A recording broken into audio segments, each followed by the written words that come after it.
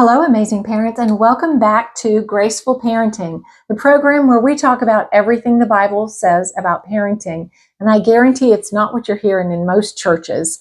I'm Amy Hayes, your host and guide, and the author of the recently published book, Graceful Parenting, which we have been going through chapter by chapter. And this week we're on chapter 3. So if you're just joining us, to bring you up to speed, what we've talked about in chapter 1 was we just took a look at traditional Christian parenting, and that's the model.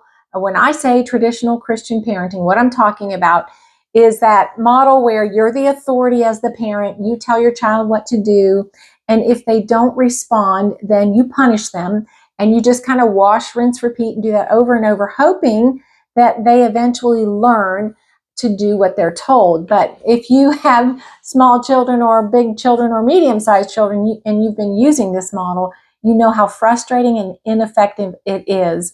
And the statistics have told us for decades that this method is failing, but we continue in it because, one, we thought it was scriptural, and we didn't know any other way. So that was the first week. The second week, last week, I shared with you the revelation the Lord showed me that's the foundation for everything I teach. And that was a discovery I made in the book of Genesis. I discovered that if you want to unravel any question about doctrine, if you go back to Genesis, those two trees in the center of the garden will sort out everything. And I think that's why we have so many doctrinal differences in the church, is that we don't go back far enough, and we're picking scriptures from here and there, but we don't understand what happened in the garden. So we don't know what happened. So we don't know what's broken. So we don't know how to fix it. But those two trees will sort out anything, is what I discovered. But in my quest to understand what the Bible really said about parenting, what I found is I read in Genesis, I came to Genesis 2:17 that says, "And of the knowledge of the tree, of the fruit of the tree of the knowledge of good and evil, you shall not eat, for in the day you eat of this fruit, you will surely die." Now, when I read that, I had read it many times before, but this time, in the context of parenting, it lit up like a billboard. And I realized that we've been teaching our kids right and wrong, which is the same thing as good and evil. And we've been feeding them this poison fruit of death. And so this is why children are walking away from the church as young adults. 2 out of 3 children raised in Christian homes walk away from the church as young adults, because we've basically been force feeding them the poison fruit of death. We've been doing the devil's work for him, and he's winning and we're losing, because our children are walking away, rejecting God, rejecting Christianity, because we've portrayed it to them as something that has to do with behavior, and it's not. So, and another thing we mentioned last week is that the tree of the knowledge of good and evil represents the law. And so we're gonna look more closely at this poison fruit so that we can understand why it's so deadly. And the reason that I want to do this is so that you will understand how extremely deadly this form of parenting is to your children, so that you'll be determined to learn to parent from the tree of life, which is where we're going with all of this. And you will never be tempted to go back to the old ways. And you'll see that the way God designed things to be, when we learn to parent from the tree of life, so much easier and so much more effective. For example, I trained my son to be obedient in one interaction that lasted less than 5 minutes. It involved no pain, no punishment, and no rewards. It was instant and permanent when he was about 2 years old. And to this day, if I ask him to do something or tell him it's time to do something, he just does it without question. He's 21 now, but he has special needs, so he's still like a small child as far as interacting with him and caring for him. So that's how simple it is when we learn to parent the way God designed. If you think about it, God's ways are perfect. So if we're parenting a way that isn't effective, that's not leading our children to the Lord, but driving them away, then we have to stop and determine what the problem is, and just first of all realize that there's something wrong with this approach. So I want to talk a little bit more about this fruit of the knowledge of good and evil. Why is it so bad to know good and evil, right and wrong? It sounds like a good thing. It sounded like a good thing to Eve too. But God said, and I'm going to go with what God said, that it brings death. So when we looked at last week what happened to Adam and Eve when they ate this fruit, there were 3 things. First of all, it separated them from God. They separated themselves from God. Actually, the first thing that happened was their spiritual eyes closed. Their spirits died because he said, in the day you eat of it, you will die. So we know something died in that day. And so as we studied it out, we saw it was their spirits, and that's why Jesus said you have to be born again, and it's a spiritual rebirth. So our spirits have to be reawakened, reborn. And the second thing that happened is it separated them from God because they had lost their spiritual identity, and so now they're left with just their flesh, and so they feel naked. They're not clothed in spirit anymore, so they hide from God. The same thing happens to our kids. They walk away from God, and they don't feel worthy, because what it does is it stirs up our flesh, and we're parenting to the flesh and in the flesh, and you're not worthy of God through any works of the flesh. And so kids grow up feeling this very strong sense of not good enough, not worthy, because when we address behavior, they're constantly hearing where they fall short, where they're not good enough. And you can't be good enough through behavior to be righteous before God. And so those same three things happen when we parent with this behavior focused model that we've been using now for, centuries. But we've all fallen into this trap. It's the same, when Satan finds a trick that works, he keeps using it, and it keeps working. And we've been doing his work for him generation after generation. So that's kind of where we've been. So today we're going to take a closer look at this fruit, see why it's so deadly, and that it's a spiritual death that this fruit brings. So let's take a look at this. All right. So we determined that the tree of the knowledge of good and evil is representative or symbolic of the law, the old covenant. The 10 commandments, all the rules and regulations God gave them. Do this, don't do that. Do this, get blessed. Do that, get cursed. It was all about behavior. So we can look at anything the scriptures say about the law, apply to the knowledge of good and evil. Those two things are synonymous. And we're going to do that so that we can understand, like I said, why this fruit is so deadly. So anything the scripture tells us about the law applies to this fruit. So let's take a look. So the first thing, and these are just, I didn't pull these out in any order, just kind of how they came to me. And it's by no means exhaustive, but I think it's enough to convince you that this is not a good way to parent.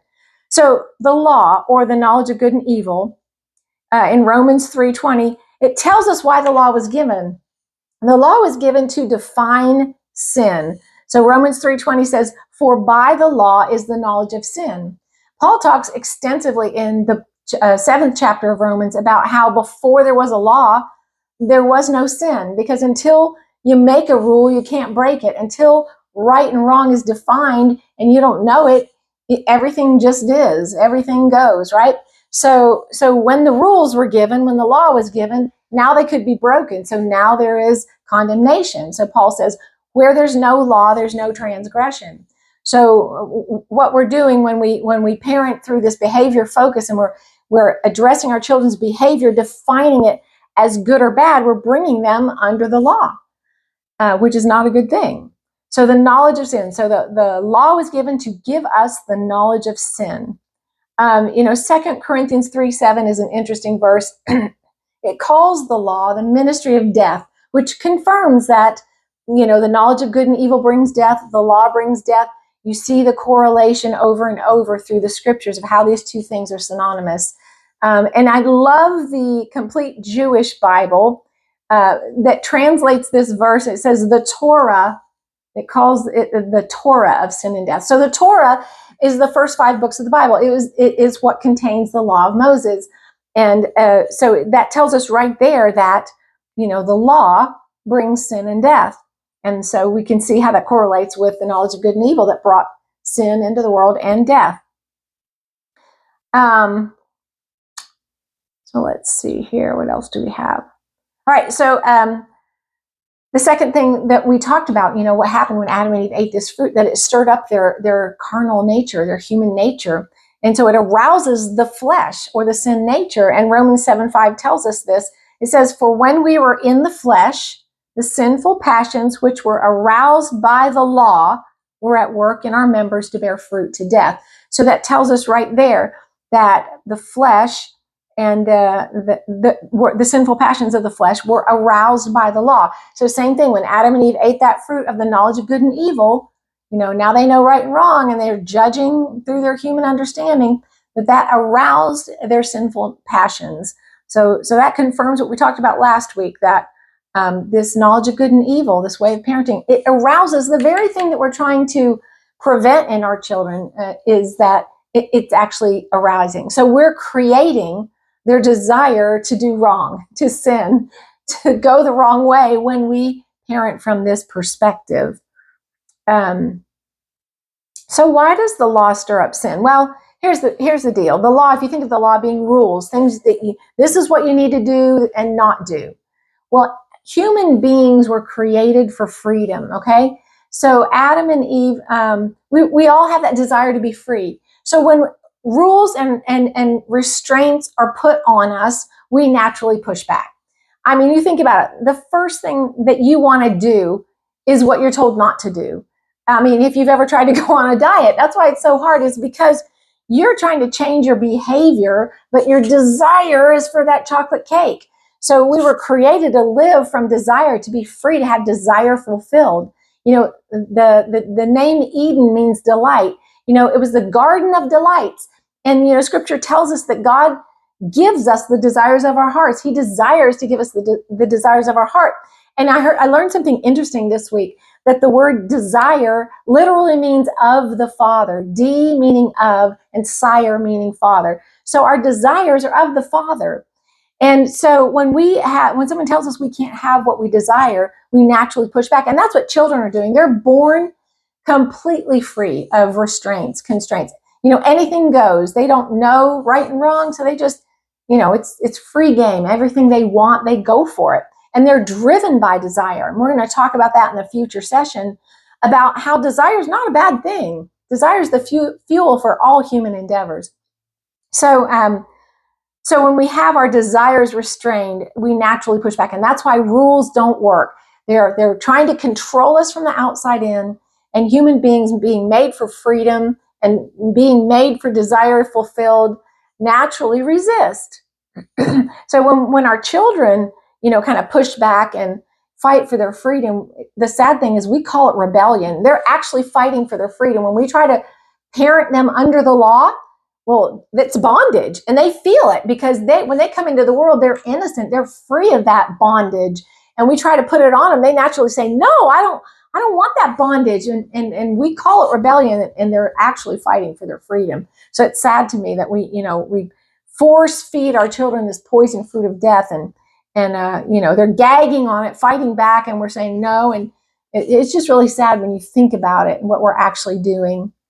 So, all right, so let's move on here. So another aspect of the law that we can apply to also this knowledge of good and evil, and understand why it's so deadly, is that the law only addresses the flesh. So it's kind of talking about that now. Romans 8:3 tells us that the law failed because of the weakness of the flesh. So you're trying to change behavior from the outside in, it doesn't work, because we know that behavior begins in the heart, okay? The law has no ability to change the heart. Literally, all the law can do is make you guilty. But God looks at the heart, and we know that the heart is what matters to God. And 1 Samuel 16:7 says that man looks at the outward behavior, but God looks at the heart. Why?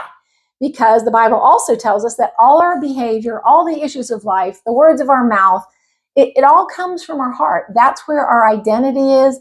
That's where it's like the heart is the software that runs our life. And we're going to talk about that in another session too. And I'm going to teach you how to program your child's heart so that he naturally does all the things you want him to do. And you won't have to manage his behavior anymore, because once you program that software, his heart, and I love that, because soft heart, then it runs your life. I mean, that happens anyway, by default or design. You are, as a parent, programming the heart of your child when they're very small.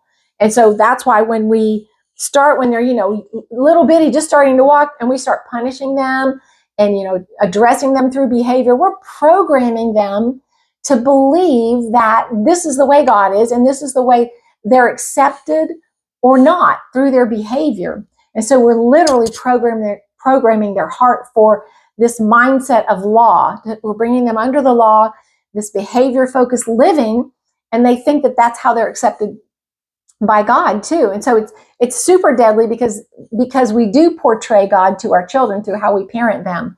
And that's how we all form our opinion of God, our view of God is through our earthly parents. And so that's really the most deadly. That's why it's so deadly. That's why it brings spiritual death, because we're bringing our children under the law, and they don't understand that God loves them and that they're forgiven, completely forgiven. When they come into the world, they're completely forgiven. Jesus paid for the sin of the entire world.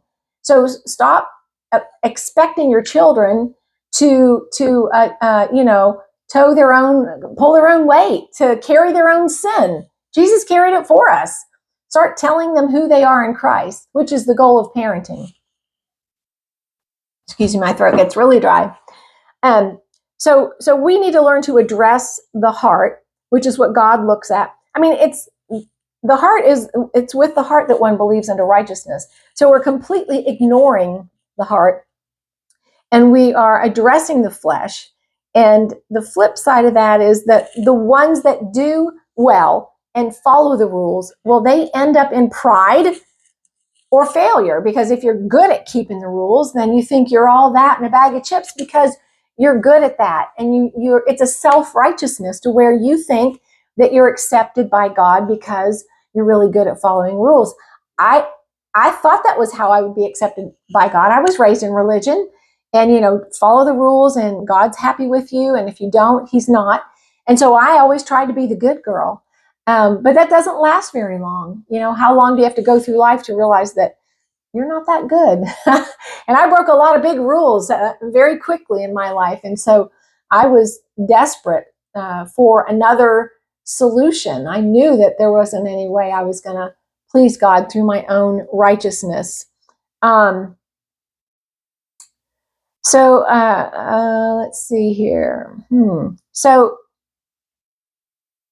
as I've already said, your role as a parent is not to manage behavior, but to nurture and shape your child's heart. So we co-labored with God to create our child's body, or their physical being, and God breathed life into that. And now when they're born, or even right before they're born, we begin to then co-labor with God to bring forth their true identity, which is in their heart. And we stop at the physical part, and then we address the physical. And we're operating in that old covenant mindset of the flesh and the fallen nature, which is the flesh. So that's where we want to go, and we're gonna learn how to do that. Another reason that the knowledge of good and evil is deadly, and is that Romans 3:19 tells us that the law and the knowledge of good and evil make us guilty. So it says, now we know that whatever the law says, it says to those who are under the law, that every mouth may be stopped and all the world may become guilty before God. So the law is given to make us guilty, not to make us righteous. So when you teach your children right and wrong, good and evil, the knowledge of sin, you're making them guilty, because that's all that the law can do. That's all that rules can do is define when you break them. It can just point out where you fall short. It has no ability to bring righteousness or to change your heart. So it can't bring life. It only brings death. And that's why. So I think that's to me, the clearest reason why the knowledge of good and evil is so deadly, is all it can do is make you guilty. No one can keep the entire law. No one can be good all the time. And even if you were successful at that your child's behavior was perfect 100% of the time, what merit is there in that? We don't behave our way into the kingdom of heaven. We don't behave our way into good graces with God. We don't behave our way. It's believing. So next week, we're going to compare and contrast this tree, the tree of death, which is what I call the tree of the knowledge of good and evil, and the tree of life. So you can begin to see now what is the opposite. What does the tree of life have to offer? And we're going to see how this tree of behavior contrasts with the tree of believing, which is what matters to God. All right, but I don't want to get ahead of myself, because I've started to right there. So let's see. Galatians 3:10 tells us that all those under the law are under a curse. So all those who live by the knowledge of good and evil are under a curse. So when you parent that way, you're bringing your children under the curse of the law. And nobody wants to do that. And I always say there's no condemnation. If you're feeling like, oh my goodness, I ruined my kids, no, you haven't, because God doesn't judge you by your behavior either. So if you've been parenting the way you were taught with a good heart, He looks at your heart intention, and you were doing the best you could with what you knew because you were trying to train your children in the ways of the Lord, then God honors that. That's what mercy is for. Where our best efforts fall short, there's mercy. And there's grace, then the power of God to help us then to walk in His ways. So forgive yourself. God forgives you. Your children are very forgiving. They'll forgive you. Just shift gears and begin walking now in the path of life, which we're going to learn to do very, very soon. So Romans 7:10 tells us the law leads to death. So Galatians says that the law brings a curse. Nothing was cursed before the knowledge of good and evil. Before they ate that fruit, if you look in Genesis, before that, everything was good. Nothing was wrong, bad, cursed. Everything was great. So when they ate that fruit, that's when, curses came into the world. That's where, God cursed the ground and cursed the snake, and now the ground, wasn't going to bring forth just easily food and fruit from the ground, but only by the sweat of the brow. So it brought in toil and labor. Romans 7:10 tells us the law brings death. So nothing died before the knowledge of good and evil. So now we have, sin, death, and curse, all the things that Jesus came to take away, to resolve, and take us back to our original design, which was to live in fellowship with God, to walk with Him, to know Him face to face, spirit to spirit, and to have everything we need given to us. We don't have to labor and toil. And that this is what the book of Hebrews calls living from rest. So it doesn't mean that we don't work, but it means that we're not striving and toiling to get what we need. But God provides for us easily through the work He gives us to do. And it's just, like I said, once you understand what happened in the garden, what was lost, then you can better understand what Jesus came to restore. And so that's where we're at. That's where we want to live and parent from, is from that new covenant, from the abundant life that Jesus came to give us. And once you learn to switch over to the tree of life, you'll begin to experience the abundant life in your family, and you'll have the joy and the peace and the unity and the cooperation that you always dreamed of. But the reason that you're experiencing so much death in your family, death of joy, death of peace, death of cooperation, death of love, is that we've been operating from the tree of death. So it's bondage. It feels like bondage. If your parenting feels like bondage, it's because we have been. I don't want to say you. We've all fallen for this. I fell for it. I didn't raise my kids knowing this. Thankfully there's mercy, and God gave me some insights and showed me some things that helped me to, do a pretty good job with my kids. But I didn't know all this when my kids were little. But if your parenting feels like bondage, if you're not seeing the fruit of life in your family, if you don't see the fruit of the Spirit, then you're not operating in the Spirit, you're operating in the flesh, which is the tree of the knowledge of good and evil. And that's literally what we've been doing. We didn't know it, because the tree of the knowledge of good and evil represents, living in the flesh. Because if your spirits die, then all you're left with is your flesh. And so it's the default mode of the human race. If you don't make a conscious choice to walk in the Spirit and to live from the tree of life, you will automatically default to the flesh. And so that's why I say, if you go and look at these two trees and study them out, which is what we're doing, and we're going to do some more next week, when we compare and contrast the two trees more deeply, then you can see how this applies to every aspect of your life. If your marriage is floundering, it's somewhere you're operating in your flesh. If your job, if you're having relationship issues of any kind, it's because somewhere in that area you're operating in the flesh. And the flesh always wants to know who's right and who's wrong, what's right and what's wrong. And I just discovered this week about myself. I saw in another area of my life where whenever there's a conflict between people, I always thought, well, people have a conflict because there's a problem. If you just fix the problem, the conflict will go away. But that never works, does it? Because we're trying to understand who's right, who's wrong, what's true, what's not, that whole knowledge of good and evil, and figure it out in our human brain instead of just saying, you know what, I'm sorry. You don't have to do something wrong. You didn't even have to have ill intention, but if you upset someone, we don't mean to offend people. We just do it because we're humans and we all have different perspectives and people receive things differently.